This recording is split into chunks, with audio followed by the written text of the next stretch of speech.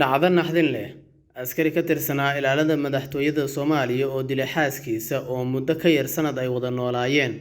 Inna lillahi wa inna ilayhi raaji'uun. Walaalow gabadhan waxaa dilay askari ka tirsan ilaalada madaxtooyada waxa ayna ahayd xaaskii u dhaxaysay askarigaasi.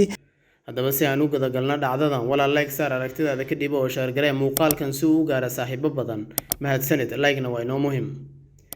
Allaha u naxariistay marxuumad Sahre Cusmaan oo ahayd haweeneyda u dhaxda askari ka tirsanaa ilaalada madaxtooyada Soomaaliya ayaa waxaa xabad ku dhuftay oo nafta dhaafiyay sayga ay u dhixi jirtay.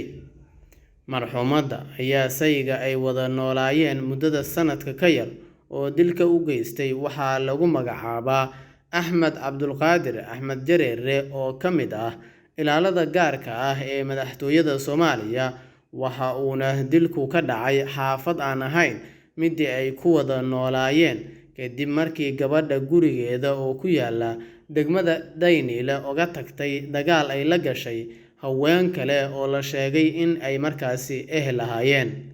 Axmed Jareere, askariga dilka geystay, ayaa ka hor inta uusan dilin xaaskiisa waxa uu damcay in xaaskiisa uu dib ugu celiyo gurigeeda dagaalkii ay gashay kadib, balse waxaa goobta ka bilowday muran dheer oo markaasi dhex maray askariga iyo xaaskii uu qabay, isagoo markii dambe madaxa ka toogtay xaaskiisa marxuumad Sahre Cusmaan.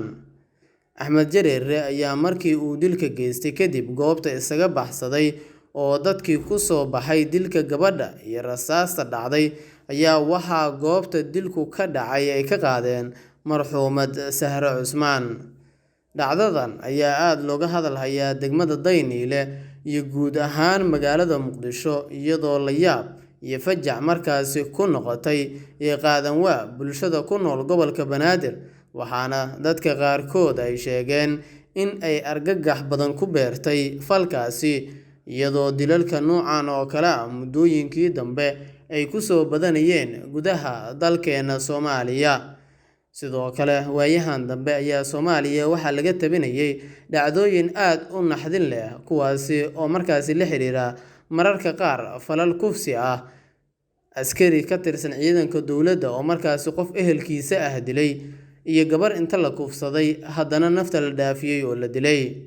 Inna lillahi wa inna ilayhi raaji'uun. Walaalow gabadhan waxaa dilay askari ka tirsan ilaalada madaxtooyada waxa ayna ahayd xaaskii u dhaxaysay askarigaasi. Wallaahi waa arrin naxdin leh oo fajac iyo murugo iyo argagax leh in nin xaaskiisa uu dilo. Wallaahi waa arrin la yaab leh. Walaal like saar aragtidaada ka dib oo share garee muuqaalkan si uu u gaaro saaxiibo badan. Mahadsanid, like-na waa inoo muhiim.